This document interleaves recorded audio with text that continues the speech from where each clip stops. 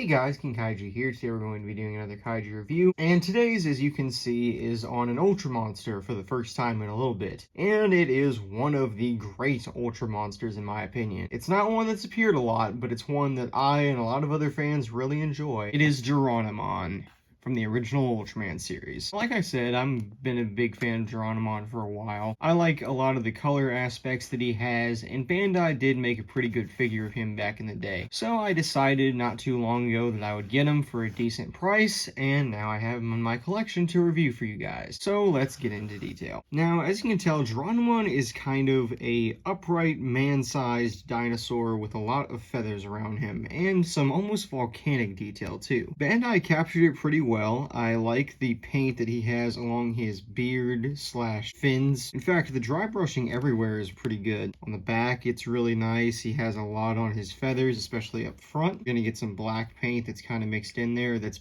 barely noticeable on a lot of them, but it does look fantastic. The paint is definitely the highest aspect of the figure in my opinion, and the detail is pretty good too. The articulation's fairly basic because again, this is a humanoid monster, but it's nothing that bad. The arms do move, as you've seen. You can get it to where he's raising them up, kind of like this. His legs can also move, so you can get him to walk if you're doing a stop motion, and his tail can also rotate a full 360. The fin is not connected by vinyl, so it is perfectly fine to rotate it. The head does not move, probably because it's attached to the elaborate feathers here, but it would have been nice if they maybe gave him a swivel right here or something. 5 points though, fairly basic, but you know what, it's alright. And if I move Geronimon to the side, we'll compare him to a couple monsters, such as the 2000 Megaguirus Godzilla. Obviously, I've been pulling this figure out a lot recently, and compared to Geronimon, this is probably the best figure to compare him to. But Geronimon is still taller because of his feathers, so he actually kind of does make Godzilla look smaller here. Although, of course, Godzilla is the rightful king of the monsters. Geronimon is just the chief of monsters, quote-unquote. I do have an Ultraman monster to compare him to, although they never shared the screen together, and that is Antlar. Antlar is unfortunately somewhat of a smaller figure because of his stature, but either way, they do look okay next to each other. It's kind of sad that these guys don't appear a lot in media, especially Geronimon. And what the hell, here's another random Ultraman monster I have that comes from way later in the franchise, which is Scorpus. Scorpus was kind of the big bad of the Ultraman Cosmos series, one of the last characters that he ever fought, and should be probably closer to this range here. If anything, they should probably be the same height, but because Scorpus is quite a small figure, he is dwarfed by